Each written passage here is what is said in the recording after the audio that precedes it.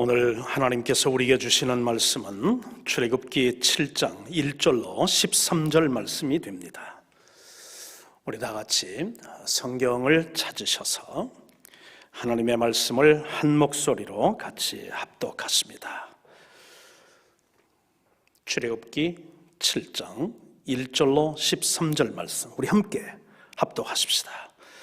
여호와께서 모세에게 이르시되 볼지어다 내가 너를 바로에게 신같이 되게 하였은즉 네 형 아론은 네 대언자가 되리니 내가 네게 명령한 바를 너는 네 형 아론에게 말하고 그는 바로에게 말하여 그에게 이스라엘 자손을 그 땅에서 내보내게 할지니라. 내가 바로의 마음을 완악하게 하고 내 표징과 내 이적을 애굽 땅에서 많이 행할 것이나 바로가 너희의 말을 듣지 아니할 터인즉 내가 내 손을 애굽에 뻗쳐 여러 큰 심판을 내리고 내 군대 내 백성 이스라엘 자손을 그 땅에서 인도하여 낼지라. 내가 내 손을 애굽 위에 펴서 이스라엘 자손을 그 땅에서 인도하여 낼 때에야 애굽 사람이 나를 여호와인 줄 알리라 하시매 모세와 아론이 여호와께서 자기들에게 명령하신 대로 행하였더라. 그들이 바로에게 말할 때에 모세는 80세였고 아론은 83세였더라. 여호와께서 모세와 아론에게 말씀하여 이르시되 바로가 너희에게 이르기를 너희는 이적을 보이라 하거든 너는 아론에게 말하기를 너의 지팡이를 들어서 바로 앞에 던지라 하라. 그것이 뱀이 되리라. 모세와 아론이 바로에게 가서 여호와께서 명령하신 대로 행하여 아론이 바로와 그의 신하 앞에 지팡이를 던지니 뱀이 된지라. 바로도 현인들과 마술사들을 부르고 그 애굽 요술사들도 그들의 요술로 그와 같이 행하되 각 사람이 지팡이를 던짐에 뱀이 되었으나 아론의 지팡이가 그들의 지팡이를 삼키니라. 그러나 바로의 마음이 완악하여 그들의 말을 듣지 아니하니 여호와의 말씀과 같더라. 아멘. 여러분, 소수지만 여러분 환영합니다. 그리고 각 가정에서 사무실에서 말씀에 동참하며 예배를 드리는 우리 성도님들 역시 환영하고 그리고 축복합니다. 오늘 본문 말씀은 모세가 바로 앞에 두 번째 대면하여 서서 하나님께서 내 백성을 보내라 하는 말씀을 전하면서 하나님의 구속 사역을 이제 전개하고 있는 그 장면을 오늘 본문으로 읽었습니다. 자, 우리가 오늘 이 본문 말씀을 읽으면서 앞으로 이제 계속 우리가 10가지 그 애굽에 내린 하나님의 재앙을 우리가 살펴볼 것인데 계속해서 나오는 그런 키워드가 있습니다. 그 키워드가 뭐냐면 바로의 마음을 완악하게 하여. 근데 누가 바로의 마음을 완악하게 했느냐 하는 그런 말씀에 오늘 보니까 내가, 즉 하나님께서 바로의 마음을 완악하게 했다. 여러분, 이게 하나님께서 하시는 일입니까? 하나님께서 하시는 일이 사람들의 마음을 완악하게 하는 일이 그게 하나님의 하시는 일입니까? 아닌 줄 믿습니다. 그렇다면 오늘 하나님께서 본문에서 내가 바로의 마음을 완악하게 했다는 계속해서 이제 반복되는 이 말씀의 뜻은 뭐냐 하는 것이에요. 우리가 이 말씀을 어떻게 이해해야 하겠느냐 하는 것이죠. 그러면 아닌 건 뭐냐? 무엇이 아니냐 하는 거예요. 여러분, 본래 이제 바로의 마음은 참 선하고 그리고 착했는데 어느 날 갑자기 하나님께서 바로의 마음을 강팍하게 하고 완악하게 하고, 바로의 마음은 그러고 싶지는 않은데 그냥 강압적으로 그렇게 바로의 마음을 완악하고 강팍하게 했다는 그런 말씀입니까? 그거는 아닐 줄 믿습니다. 그거는 아닌 것 같아요. 오히려 하나님은 어떤 마음이냐면 우리의 완악한 마음을 하나님께서 또 이제 우리에게 복음을 들려주시고 은혜를 베풀어 주시고 사랑을 또한 이제 우리에게 보내어 주심으로 말미암아서 우리의 완악한 마음들이 돌이킬 수 있도록 하시는 게 그게 하나님의 마음이고, 그 돌이켜서 회개하는 마음을 심어주는 것, 그게 하나님의 마음인데, 오늘 본문에서 내가 바로의 마음을 완악하게 했다는 이 말이 무슨 말씀이냐 하는 것이죠. 여러분, 우리 구약 성경을 본다든지 신약을 본다든지 그러면 하나님께서 참 우상 숭배와 그리고 또 세상 중심으로, 그러면서 자기의 어떤 욕심을 따라서 살아가는 이스라엘 백성들의 그 완악한 마음을 부드럽게 해주고 회개케 하기 위해서 하나님께서 끊임없이 선지자들을 보내어 주시고 율법을 주시고 그리고 세례 요한을 또한 보내어 주시고 때가 되면 하나님께서 친히 아들을 보내어 주셔서 그 완악한 마음을 회개하도록 하시는 게 그게 하나님의 마음 아닐까요? 그게 하나님께서 원하시는 마음이다, 그런 말이에요. 그런데 오늘 본문에서 내가 바로의 마음을 완악하게 했다 하니 여러분 무슨 뜻이냐 하는 것이에요. 여러분, 이런 뜻인 줄 믿습니다. 저는 이렇게 믿습니다. 하나님께서 바로의 마음이 워낙 강팍하고 워낙 악독하고 그리고 완악하니까 그 바로의 완악한 마음의 상태 그대로 하나님께서 버려두셨다, 그런 뜻 아닐까요? 이걸 우리가 여러분 신학적인 전문 용어로는 이건 유기라고 하죠. 버려두신다, 그런 얘기입니다. 그런 마음의 상태로, 그런 죄악의 상태로, 그런 불행의 상태로 하나님께서 그냥 버려두신다. 그게 오늘 바로의 마음을 완악하게 했다는 그런 이제 뜻인 줄 믿습니다. 여러분 보세요. 하나님께서 우리를요 완악한 그런 마음의 상태로, 그런 영적인 상태로 버려두면요 우리는 소망이 없는 사람입니다. 여러분 보세요. 한때 참 수완이 있고 그러면서 능력 있고 하나님 앞에 열정적으로 섬김으로 해서 정말 제사장으로 이렇게 부름을 받았던 엘리 제사장이 있지 않습니까? 자, 엘리 제사장에게는 아들 둘이 있었습니다. 홈리와 비느하스라고 하는 두 아들이 있었죠. 그런데 이 지금 가문이, 이 제사장 가문이 말입니다, 몰락을 했잖아요. 근데 어디서부터 그렇게 몰락이 됐느냐 하는 것이에요. 물론 이제 홈리와 비느하스가 하나님께 드리는 그런 어떤 예배의 그 예물을 가로채는 그런 이제 일도 했고, 그리고 또한 이제 그 성전 그 문을 그렇게 섬기는 그런 여인들과 부정한 그런 행위를 했던 것도, 그것도 또한 마음이 완악한 거였지만, 여러분 이 가문이 여러분 한시에 그렇게 몰락하게 된 건 뭐냐면, 여러분 아들들이 그렇게 행하면 아버지라도 따끔하게 아들들을 불러다가 그렇게 훈계를 하고 경계를 하고, 너희가 지금 제사장의 그런 이제 가정에 태어난 아들로서 어찌 이런 일을 할 수 있느냐, 너희들이 장차 이제 제사장의 그런 역할들을 감당해야 할 사람들이 이게 무슨 짓이냐 하면서, 그러면서 따끔하게 경계를 하고 훈계를 하고 그렇게 했었어야 되는데, 성경 말씀을 보면은 여러분 엘리가 하나님 사랑하는 것보다 아들들을 더 사랑함으로 그랬어. 두 아들은 전쟁터에서 블레셋과 싸우면서 죽었습니다. 여러분 그 이제 비보를 전해 들은 이제 엘리가 의자에서 떨어져서 고개가 이제 부러지면서 죽었습니다. 하나님의 그런 영광과 하나님의 그런 어떤 그런 은혜가 그 집에서 떠나감으로 말미암아 엘리 제사장은 이가봇 가정이 되었고, 그러므로 말미암아 그렇게 완악해진 그들의 마음을 하나님께서 결국은 버려두시니까 하나님의 종의 가정일지라도 이렇게 이가봇하는 가정이 되어 불행을 경험하게 되더라 하는 것입니다.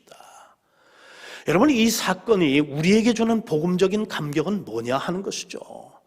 하나님의 말씀을 우리가 읽으면서 이거는 지금 수천 년 전 나하고는 아무 상관이 없는 그 엘리 제사장과 그리고 바로와 그리고 또한 그런 사람들에게 있었던 일이 나하고는 아무 상관이 없는 일, 그러고 지나치지 말라 하는 것이요.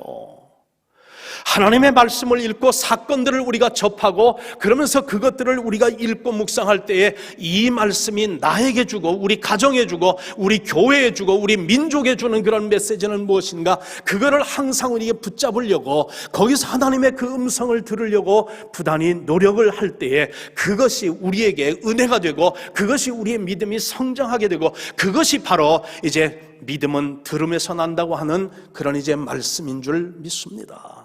여러분, 이 사건을 통해 우리가 이제 받는 복음의 감격은 무엇이면, 여러분과 저도 예수님을 믿기 이전에는 우리도 우리의 마음이 우리의 선한 그런 마음이 아니라 악한 행실로 본질상 진노의 자녀이었더니라는, 여러분, 그런 면에서 우리도 바로와 다를 바가 없었던 사람들이다 하는 것이에요.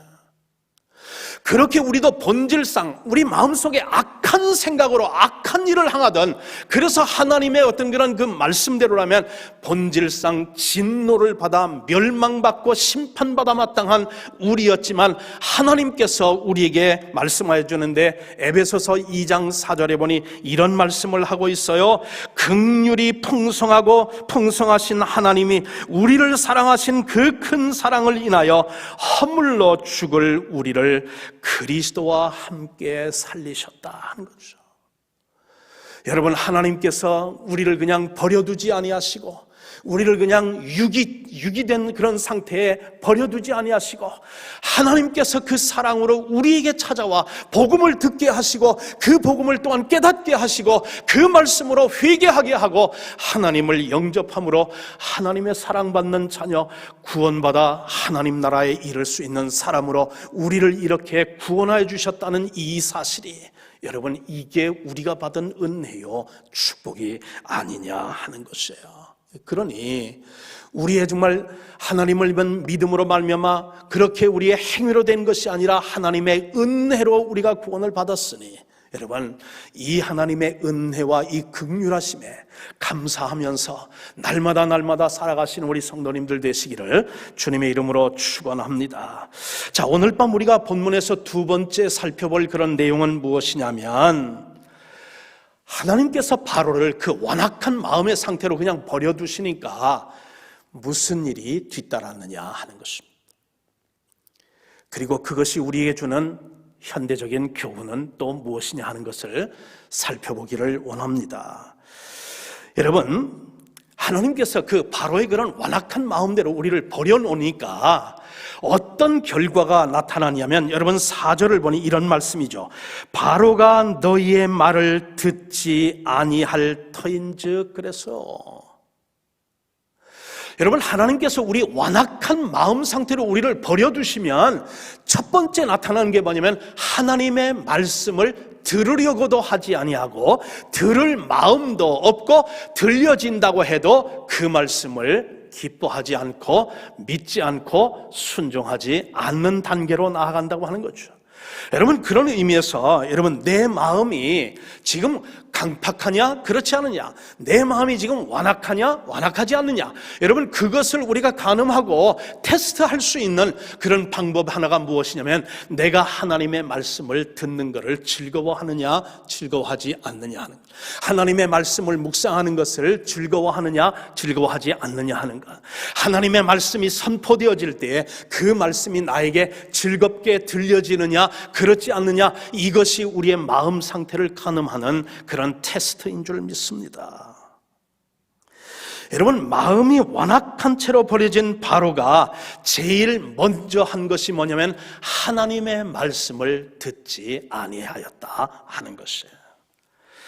여러분, 바로가 인간의 말이기 때문에, 그냥 하찮은 그런 유대인, 자기 어떤 그런 노예의 한 사람이기 때문에, 그래서 모세의 어떤 그런 신분이라든지 그가 인간이기 때문에, 인간이 한 말이기 때문에 그래서 그것을 듣지 않은 그런 말이 아니라는 거죠. 바로도 이게 하나님의 말씀이라는 것을 알고 있었지만 그럼에도 불구하고 하나님의 말씀을 듣지 않았다 하는 것이에요.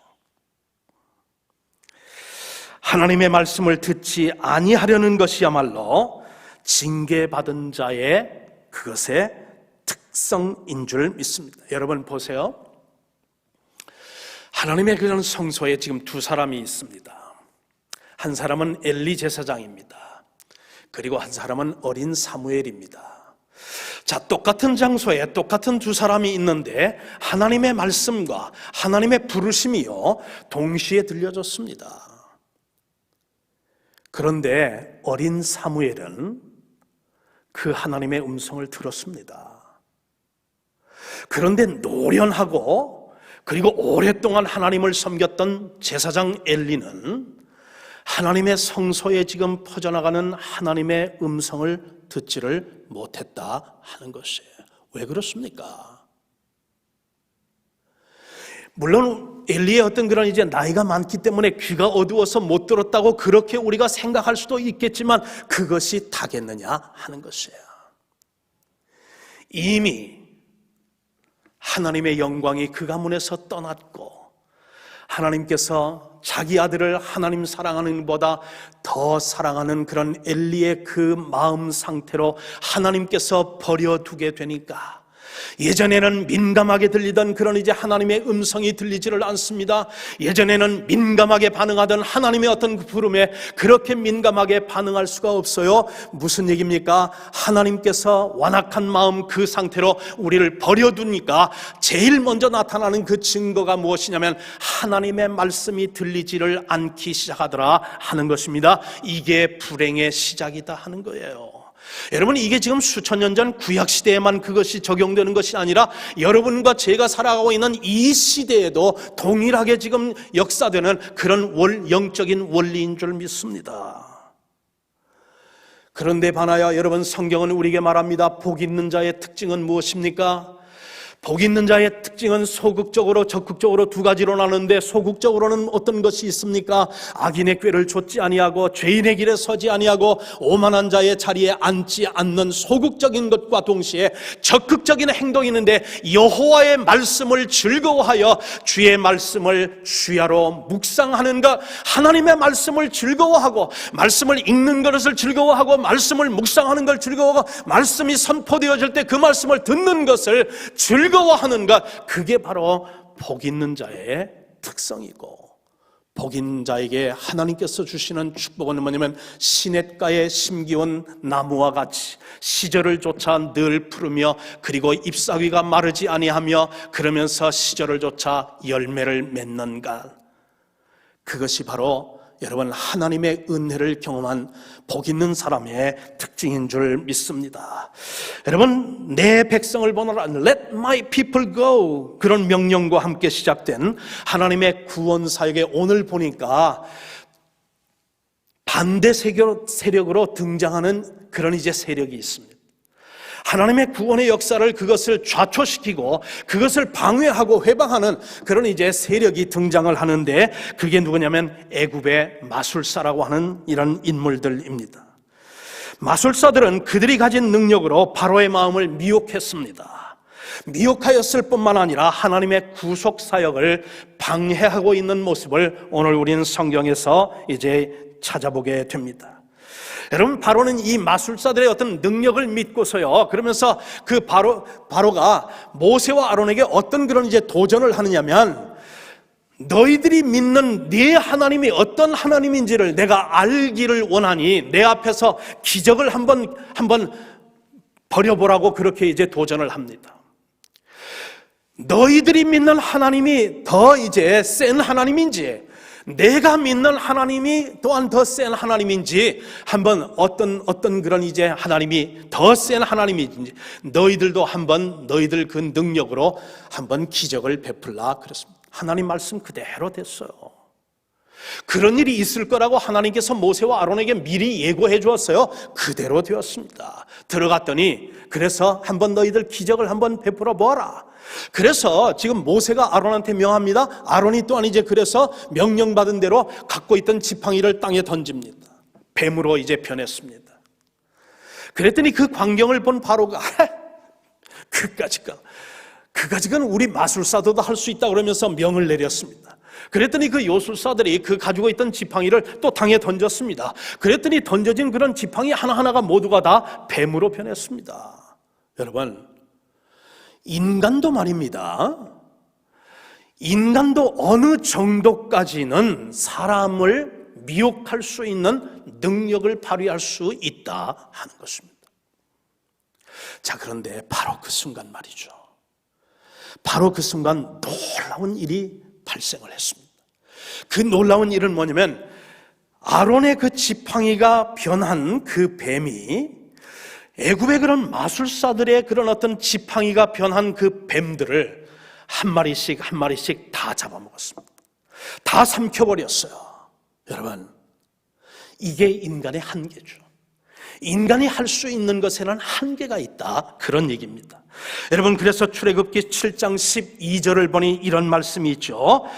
각 사람이, 즉 바로의 그런 요술사들이 다 이제 던진 그 각 사람이 지팡이를 던짐에 뱀이 되었으나 아론의 지팡이가 그들의 지팡이를 삼키니라 그랬어요. 여러분, 바로가 이 순간 영적으로 민감한 그런 인물이었다면 말입니다.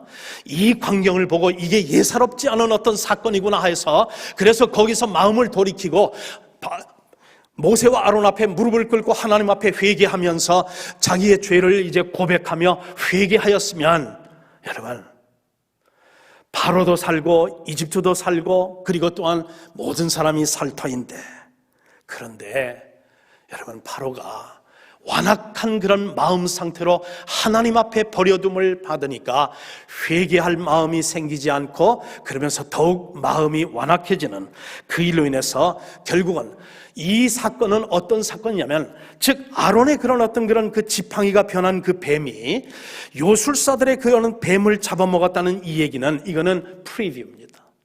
장차 하나님께서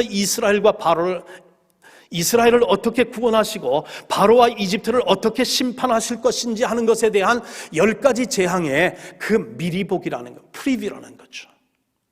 하나님께서 그런 역사를 어떻게 이루는지 우리가 다음 주일부터 우리가 이제 묵상을 하게 될 터인데, 이렇게 여러분, 황궁에서 바로와 그리고 모세와의 이 황궁에서의 대결은 모세의 일방적인 그런 승리로 그렇게 끝나고 말았다는 것이고요. 이것은 장차 이제 10가지 재앙에서 하나님께서 어떻게 이 바로의 마음을 그리고 이집트를 심판하시는가 하는 것에 대한 미리 보기의 그런 사건으로 우리는 이제 해석할 수가 있다 하는 것입니다. 사랑하는 성도님 여러분, 무소불위의 권력과 바로와 그리고 바로의 요술사들을 대항하여 당당하게 맞섰던 이 지금 모세의 기적은 어디서부터 비롯되었느냐 하는 것이에요. 이 모세의 기적이 어디서 발원했느냐 하는 것입니다. 무엇에서 이런 기적이 나타났냐 하는 것도 우리는 한번 질문을 하면서 그 질문에 답을 할 필요가 있습니다. 여러분, 모세의 힘이었습니까? 아론의 어떤 달변이었습니까? 아니면 아론의 그런 어떤 지팡이 그 자체가 뭔가 능력을 가지고 있었던 것입니까? 그렇지가 않음을 여러분이 알고 제가 알지 않습니까? 여러분, 성경은 그 비결이 모세에게 있는 것도 아니고 아론에게 있는 것도 아니고 지팡이에 있는 것도 아니고 그 어떤 것도 아니라 성경 말씀은 이렇게 말하고 있죠. 출애굽기 7장 6절을 보니까 이 기적의 원동력과 그리고 또한 그 발상은 어디서냐면, 출애굽기 7장 6절을 보니 모세와 아론이 여호와께서 자기들에게 명령하신 대로 행하였더라 그랬습니다. 즉 하나님의 말씀을 그대로 믿고 그 하나님의 말씀을 그대로 순종한 그 모세와 아론의 그 믿음이 이 기적을 가능케 했다 하는 말씀 아닐까요? 하나님의 기적과 능력은 말씀대로 순종하는 데 있다는 사실을 우리는 기억할 필요가 있어요. 우리 어떤 그런 취향과 기호와 그리고 어떤 형편과 처지에 따라서 하나님의 말씀을 내 마음대로 재단하면 안 된다는 것이죠. 가위질하면 안 된다는 것이죠. 하나님의 말씀을 내 취향대로 그렇게 재단하면 안 되는 것이 하나님의 말씀이다 하는 것입니다. 하나님의 말씀은 선한 말씀도 아닙니다. 하나님의 말씀은 살아있는 말씀입니다. 그래서 하나님의 말씀은 내가 향상시킬 수 있는 말씀이 아니에요. 내가 더 업그레이드 시킬 수 있는 말씀이 아니에요. 하나님의 말씀은 받든지 아니면 또한 거부하든지 그 둘 중에 하나인데, 오늘 모세와 아론은 하나님께서 말씀하신 그대로 다 행하였다고 말씀을 하고 있습니다. 하나님의 말씀을 그대로 온전히 순종하는 것, 그것이 하나님의 능력을 체험하는 그런 이제 지름길인 줄 믿습니다. 여러분 보세요. 성경에 보면 사울 왕, 여러분 사실 잠재 능력이 가장 뛰어난 사람은 누구냐면 성경의 인물들 중에서 여러분 사울 왕이었습니다. 잘생겼습니다. 키도 훤칠했습니다. 이스라엘의 그 모든 사람들 중에 초대 왕으로 그렇게 여러분 그렇게 선택될 수 있었다고 하면 여러분 사울은요 대단한 사람이었습니다. 그렇게 잠재 능력과 가능성이 많았던 사울이 왜 그렇게 비참한 그런 불행의 주인공이 되었습니까? 아말렉과의 전쟁을 하고 하나님께서 또한 이제 선지자를 통해서 아말렉에 속한 모든 것은 다 진멸하라고 그랬어요. 근데 아말렉을 물리치고 나서 전쟁을 승리로 하고 나니까 보니까 아말렉에 있는 좋은 것들이 막 눈에 들어오는 거예요. 그래서 또한 이제 그 하나님의 말씀을 거역하고 부분적으로만 순종하여 좋은 것은 남기고 그렇지 못한 것들은 다 진멸했잖아요. 여러분 사울이 여러분 불순종한 건 아닙니다. 불순종한 건 아니고 순종은 했는데 부분적으로 partially obedient 했다 하는 것입니다. 그런데 부분적인 순종도 온전한 순종은 아니다 하는 것입니다. 또 한 사람의 우리 예를 한번 들어볼까요? 여러분 요나 선지자는 어떻습니까? 요나 선지자를 한번 보세요.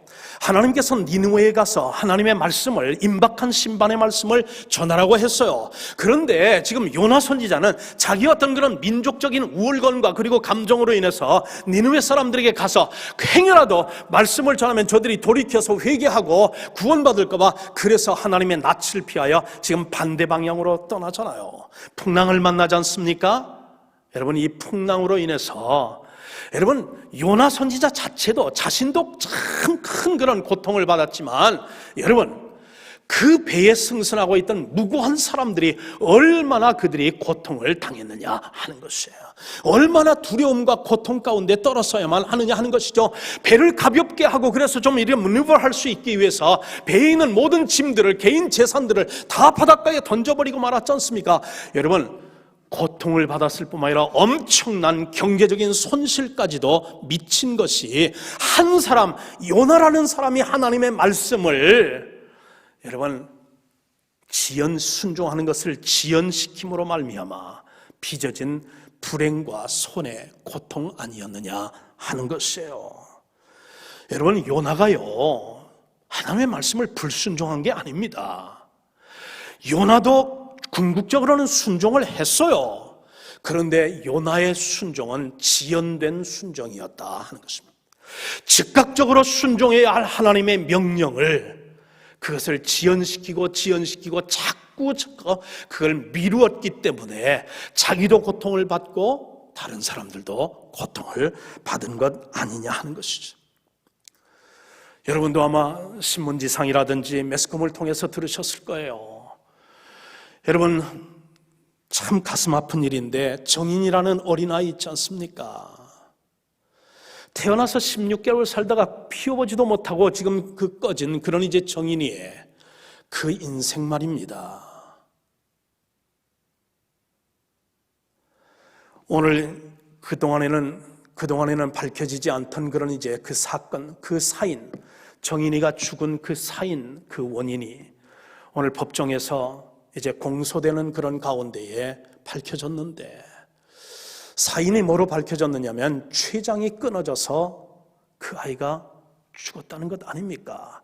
물론 수시로 학대를 당하고 그리고 또한 이제 그러면서 그렇게 고통을 받았지만 결정적으로 정인이가 목숨을 잃은 것은 췌장이 끊어졌는데 췌장이 왜 끊어지느냐 이 말이에요. 그 어린아이 16개월 된 그 어린아이의 그 몸뚱이가 얼마나 그것이 힘이 있다고 그 어미 되는 양모가 그 위를 밟고 짓밟았느냐. 그래서 결국은 췌장이 끊어졌고 복부에 피가 차서 목숨을 잃었다는 것이 오늘 결과로 나타나지 않습니까? 여러분 그런데 이 양모와 그리고 이 양부가 예수 믿는 사람이라는 사실이 저를 가슴 아프게 했어요. 여러분, 저는요, 어떤 그런 이제 큰 사건이 그게 딱 이제 보도가 되잖아요. 제 마음속에 제일 먼저, 아이고, 저 배우에 예수 믿는 사람인가 아닌가. 이게 제일 먼저 궁금해요. 여러분, 성수대교가 무너졌죠. 삼풍백화점 그렇게 붕괴됐죠. 그러면서 또한 이제 여러분 호피 그런 이제 로비 사건 그걸로 인해서 연루됐던 그 모든 사람들이 다 예수 믿는 사람 중직자들 아니야. 여러분, 그 사건 이후에는 저는요 이제 매스컴에서 무슨 중요한 그런 사건 큰 사건이라면 저 지금 이제 저거를 이룩한 그 원인 제공하고 저 지금 한 사람이 지금 예수 믿는 사람이면 어떡하나, 예수 믿는 사람이면 어쩌. 그런데 여러분, 이 정인이 사건이 나올 때에 제가 예의 그러면서 했는데 여러분, 동영상이 하나 나오는데 정인이가 살았을 때 하는 그 뒤에 보니까 벽에 십자가 있어.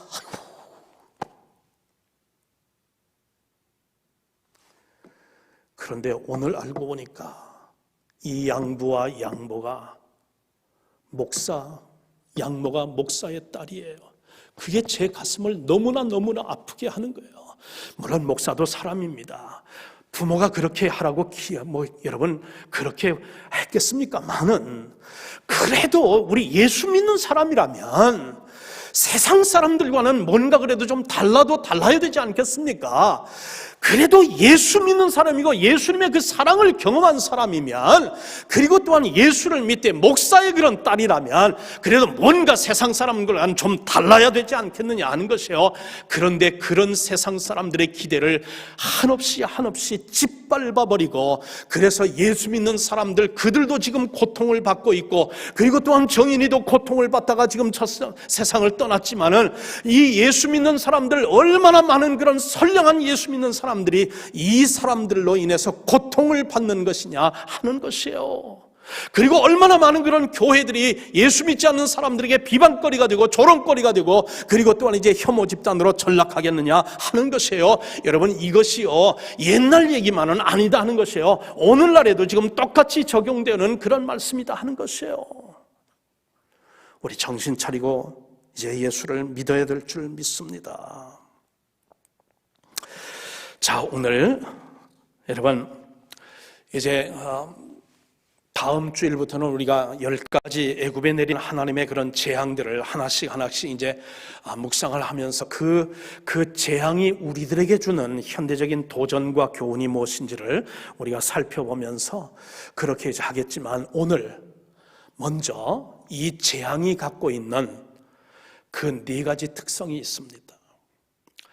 여러분, 우리가 이제 믿음 생활을 이 세상에서 하는 과정에서 이 4가지 특성을 우리 마음속에 잘 간직하면 우리가 구별된 삶을 살고 더욱 성별된 삶을 살고 하나님의 기쁨이 되는 삶을 살아가고, 행여라도 만에 하나 우리에게 어떤 그런 시험과 재앙이 이제 다가오게 된다 할지라도 그것을 먼 곳에서 지금 올 때에 그것이 재앙이구나, 이것이 하나님의 사인이구나 알고서 그것을 우리가 피해갈 수 있는 지혜를 얻을 수 있을 줄 믿습니다. 여러분, 10가지 재앙이 갖는 4가지 특징을 하나씩 짧게 여러분과 함께 묵상하기를 원합니다. 첫 번째, 이 10가지 재앙이 갖는 첫 번째 특징은 뭐냐면, 여러분 10가지 그런 재앙들 중에 경고된 재앙도 있고 경고되지 않은 재앙도 있다는 특징이 있다는 것입니다. 어떤 재앙은 미리 경고가 되었어요. 하루 전에 경고가 되었어요. 이틀 전에 경고가 되었어요. 3일 전에 경고가 되었어요. 경고된 그런 이제 재앙이 있는가 하면 전혀 경고되지 않은, 예고 없이 그렇게 닥친 재앙으로 2가지로 여러분 구분이 된다 하는 것입니다.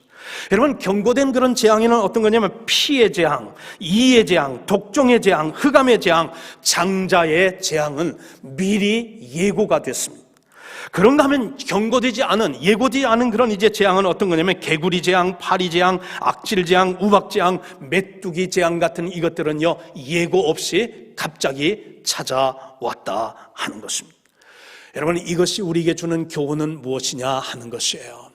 이 재앙이 우리들에게 주는 영적인, 우리가 민감하게 우리가 살아가면서 어떠한 시험과 유혹을 우리가 피해갈 수 있기 위해서 이것이 우리에게 주는 그 애굽의 10가지 재앙이 우리에게 주는 그런 현대적인 교훈은 무엇이냐 하는 것이죠.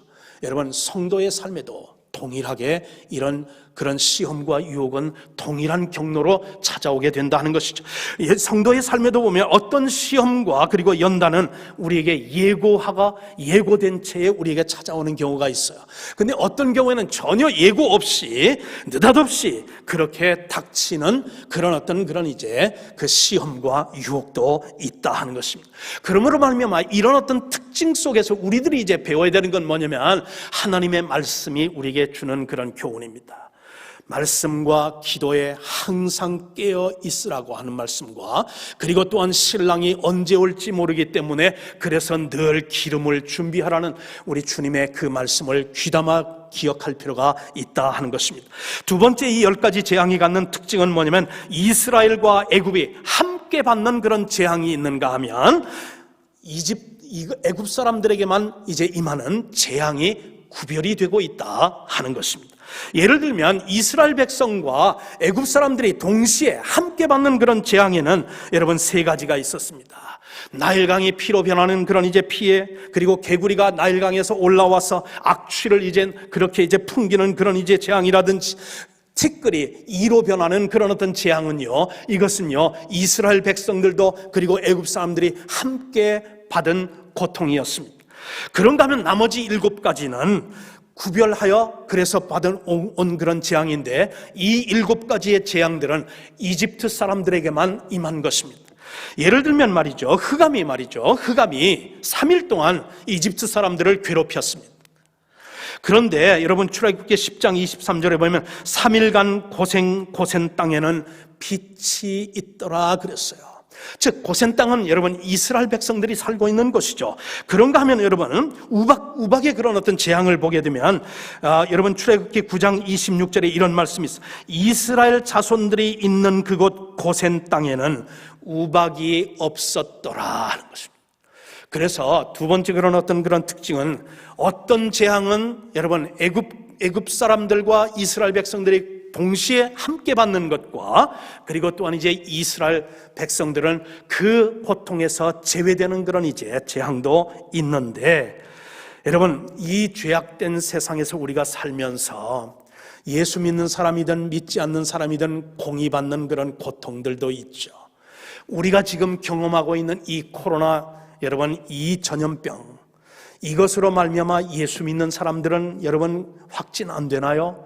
아니죠. 예수 믿는 사람, 믿지 않는 사람, 여러분 다 차별 없이 모두가 다 경험하는 그런 이제 고통도 있다 하는 것입니다. 그런데 여러분, 하나님께 정말 죽어야 되는 그런 어떤 상황이에요. 객관적인 입장이나 그런 이제 그 자동차 사고 난 그 현장에서 그 파손된 그 자동차를 보게 되면 그 안에 있는 사람이 살아남을 수가 없는 그런 이제 참혹한 그 어떤 교통사고 상황 속에서도 기적적으로 살아나는 사람을, 그런 소리를 우리가 듣고 우리가 본 경우도 있지 않느냐 하는 것이에요. 여러분 지금도 저에게는요, 지금 한 가지 눈에 선하게 기억되는 게, 캘리포니아에서는 1년에 연중 행사로 계속 산불이 납니다.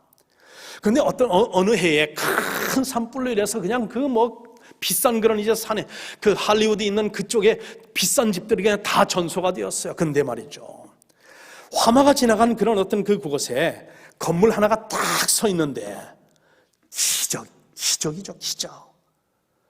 그게 어떤 건물이냐면 교회당 건물이었어요. 여러분, 그럼 산불이라고 하는 거는, 이런 동에서 오다가도 갑자기 북으로 갈 수도 있는 거고, 여러분 서에서 불어오다가 갑자기 남쪽으로 갈 수 있는, 바람의 방향에 따라서 여러분 이건 종잡을 수 없는 것 아닙니까?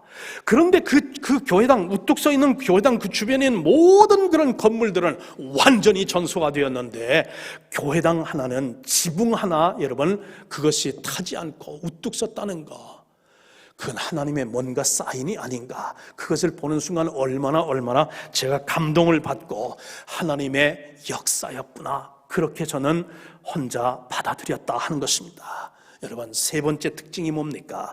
세 번째 특징은 하나님만 할 수 있는 기적과 사람들, 즉 이집트의 요술사들도 흉내낼 수 있는 그런 기적이 두 가지로 나뉘더라는 그런 특징이 있다 하는 것입니다. 여러분, 요술사들이 할 수 있는 그런 기적이 두 가지가 있었습니다. 여러분, 그 10가지 재앙을 하면서 우리가 이제 그 자세히 살피겠습니다만, 첫째, 나일강이 피로 변하는 건 요술사들도 했습니다. 여러분, 나일강에서 개구리가 올라오게 하는 거는 요술사들도 했습니다. 근데 어디서부터 막혔냐면 세 번째서부터 막혔습니다. 세 번째 재앙이 뭐냐면 이제 공중에 있는 모든 티끌이, 여러분, 사람을 무는 그 조그마한 있지 않습니까? 이로 바뀌는 그 재앙서부터는 요술사들은 꿈쩍도 하지 못했습니다. 한 발자국도 더 나가질 못했습니다. 왜냐하면 이 이유는 뭐냐면 생명은 하나님께 속한 것이기 때문에 그렇습니다. 티끌들은 무생물이잖아요. 비록 몸체는 작지만 이는 생명이 있는 생명체입니다.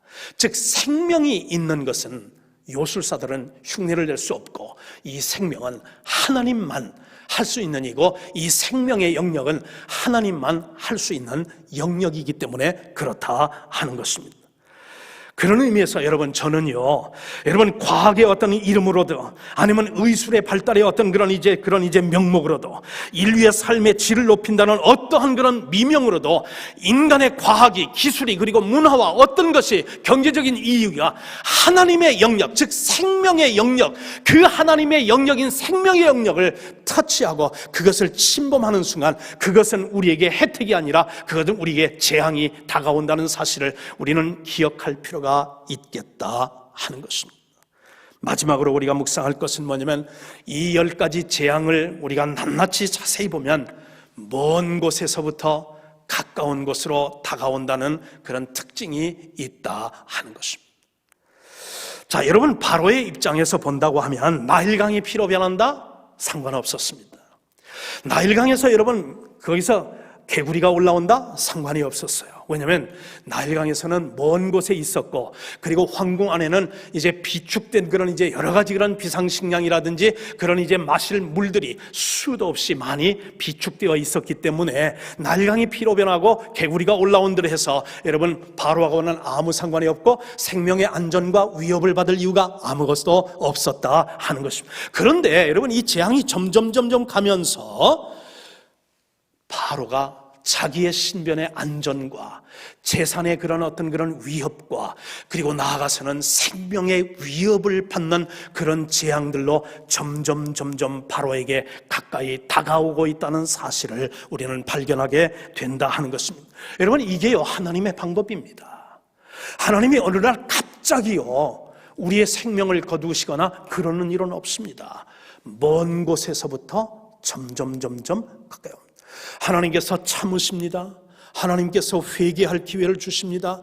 그래서 하나님께서 먼 곳에서부터 뭔가 이제 사인을 보냅니다. 그리고 영적으로 민감한 사람이면 그것 때에 그것을 보고서 하나님 앞에 겸허한 마음을 가지고 그러면서 회개하고 그러면서 하나님 앞에 용서를 구하고 그리고 돌이킴으로 해서 그 재앙을 피할 수 있는데, 마음이 완악하고 그러면서 마음이 강팍하니까 그것이 재앙인 줄 알되 하나님의 사인인데 그거를 보고도 못 보고 그것을 알아도 그것을 깨닫지 못하고 점점 더 이제 그런 이제 큰 재앙을 자초하게 되는데, 여러분, 이게 욥에게서도 똑같이 나타나는 것인데 이 말씀만 하고 말씀을 마칩시다.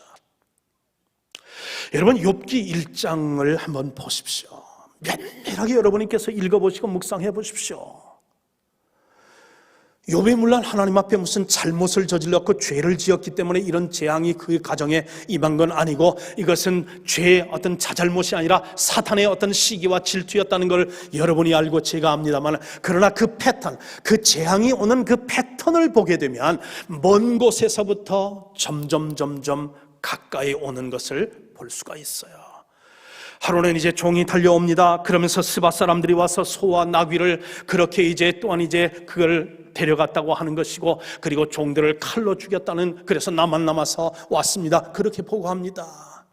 두 번째, 그 말이 채 끝나기 전에 또 다른 사람이 이제 있는데 하나님의 불이 나와서 양과 종들을 태워서 그렇게 죽이는 그런 이제 재앙이 그 욥의 가정에 임하게 됩니다. 그 말이 채 끝나기도 전에 어떤 종이 또 옵니다. 갈대아 사람들이 와가지고 칼로 우리 종들을 죽이고 그러면서 낙타를 다 빼어서 갔습니다. 그랬어요. 여러분, 좀 그 이집트에서는 말입니다, 그리고 그 팔레스타인에서는 소보다는 여러분 낙타가 더 중요하거든요. 그리고 또한 이제 소보다는 그런 양이 그렇고 양보다는 낙타가 더 중요하고, 그런데 마지막에 보니까 그러면서 또 이제 마지막에는 종이 와서 달려오는데 갑자기 돌개바람이 쳐서, 그래서 또한 욥의 그런 자녀 10명이 잔치하고 있는 그때에 그 집이 무너져서 10명의 자녀들이 다 목숨을 잃었습니다.